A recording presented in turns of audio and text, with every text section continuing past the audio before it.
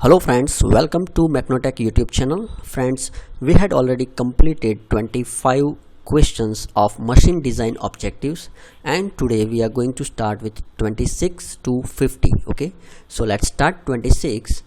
A steel containing more than 0.8% carbon is known as a eutectoid steel. So it is right or wrong? So answer is wrong, because if steel contain 0.8%, then it is called the eutectoid steel. If it is less than, then it is hypoeutectoid steel, and if it is greater than 0.8% carbon, then it is called the hypereutectoid steel. So hypo, then eutectoid steel, and hypereutectoid steel. This is a main difference. Okay, now 27, for the hardening alloy steel and high speed steel, they are heated to, means if alloy steel and high speed steel we have to hardening, then we have to heat it up to 1100 to 1300 degrees centigrade. Then in order to remove the internal stress produced by hardening the steel, the process usually adopted is, so if there is a hardening steel and we have to release the internal stress, then we have to tempering it, right? So answer of 28, that is A. Now the process which improve the machinability of steel but lower the hardness and tensile strength, means here we have to improve the machinability, but opposite to that, here the hardness and tensile strength become lower. What is the process that we can call? It is called this periodizing process. So answer is D. 29, answer is D. Now the temperature required for full annealing in a hypereutectoid steel is, so what is the temperature required for the full annealing in a hypereutectoid steel? So it is 50 degrees centigrade above the upper critical temperature. Okay, so what is the critical temperature? It is the temperature at which new grains are formed. It is called the critical temperature. So for annealing in hypereutectoid steel, we have to 50 degrees centigrade upper the critical temperature. We have to give the temperature. Okay, so next is 31. When the percentage of carbon in steel is increased, the ductility of steel is decreased. So it's obvious that if the if the carbon percentage is increased, the ductility is decreased and brittleness is increased. Okay, so as the carbon increase, brittleness is increased and ductility is decreased. Now the material generally used for the aircraft component is, so for the aircraft component we use generally aluminium with some adding adding some additives like nickel, chromium and all that, so that they are the additives that we have to added in this. Pure aluminium we cannot use, but here in this 4 answer we can select the aluminium, right? Now the gear are casted by, so we can cast the gear by permanent mold casting. Now what is the permanent mold casting? It is the process for producing large number of casting using single reusable mold. So here there is one mold which can use again and again for casting. That is, it is called this permanent mold casting. Okay, now the temperature at which new grain are formed in the metal is known as, so new grains are formed, that is called the recrystallization temperature. Okay, so I think I have done mistake here, so it's a here, so it's a critical temperature, it's not a crystallization temperature, right? So please make it correct here. So it's a critical temperature, and here it is recrystallization temperature. So it is a temperature at which new grains are formed. It is called the recrystallization temperature. Okay, 35. The working of metal above the recrystallization temperature is known as a hot working. So it is right. So for the hot working, it is above the recrystallization temperature, and for the cold working, it is below the recrystallization temperature, right? So here it is right. Next is when the metal or alloy is cold work, so answer is it is work below the room temperature. No, it is not an answer. So A is not an answer, because below the room temperature it doesn't mean it is cold work. Okay, if you suppose heated 200 degrees centigrade and then work out on that material, then it is called the cold work also. Okay, so during the cold work its hardness and strength is increased, and it is worked below the recrystallization temperature. So main answer is B and C, both are correct answer. Now during the hot working of metals, so the hot working process, during the hot working of metal, the porosity of the metal is largely eliminated. Means the porosity inside the metal we can eliminate by hot working.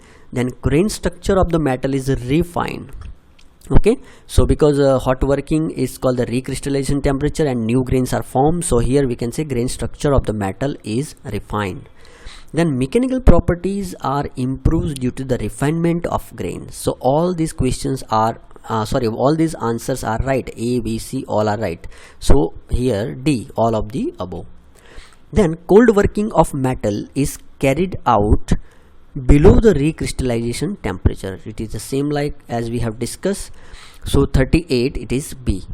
Then the process extensively used for making bolts and nuts. Friends, you have to remember this very important question. For making bolts and nuts, the process is called the cold heading. Okay, so cold heading is used for making bolts and nuts. Okay, then next is the difference between upper limit and lower limit of a dimension is cold. So upper limit and lower limit difference, that means, let me show you figure.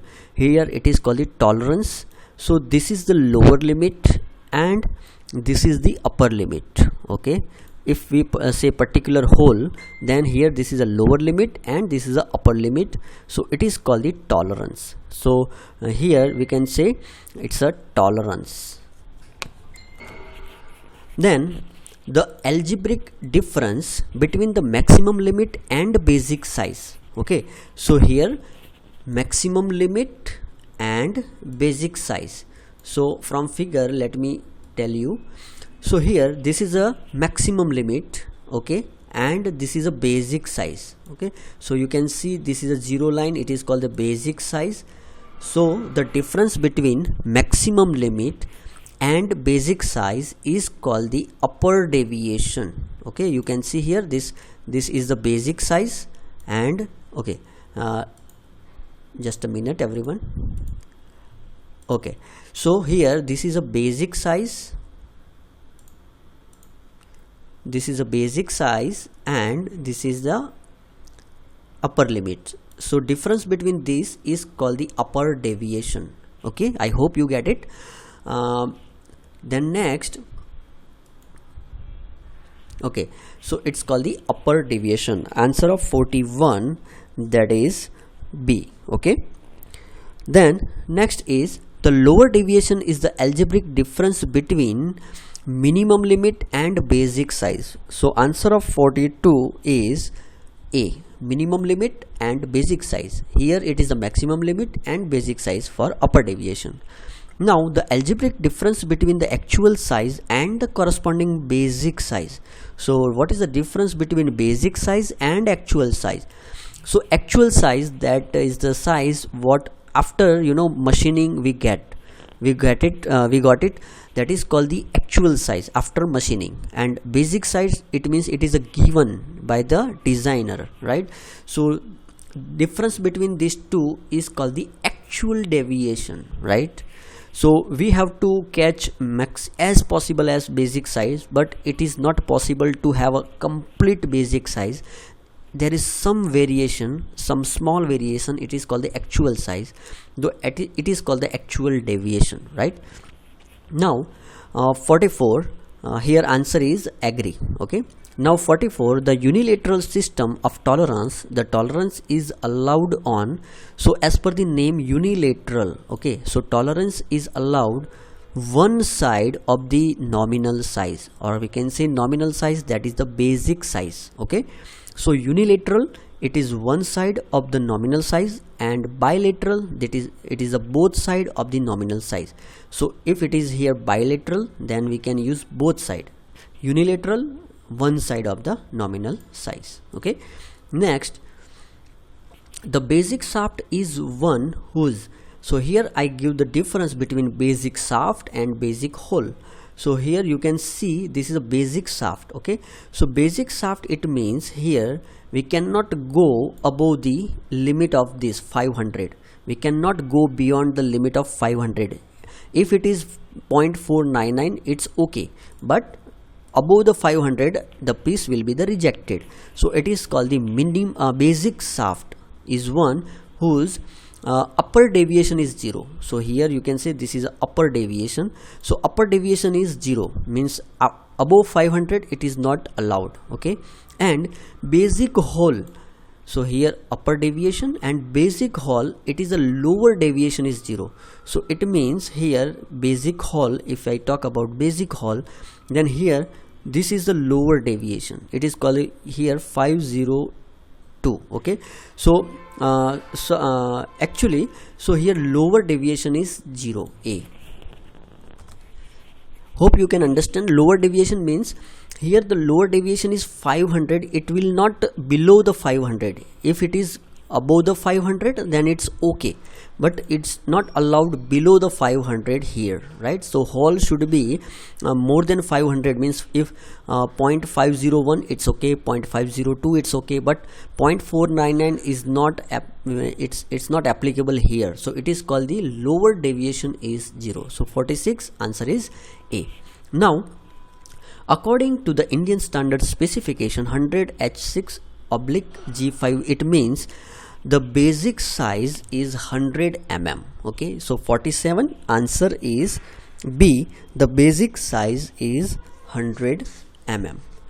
Then next is, according to the Indian standard, total number of tolerance grade is 18. So here okay, so here total number of tolerance grade is 18, and according to the Indian standard, total number of fundamental deviations are 25. So answer is 25.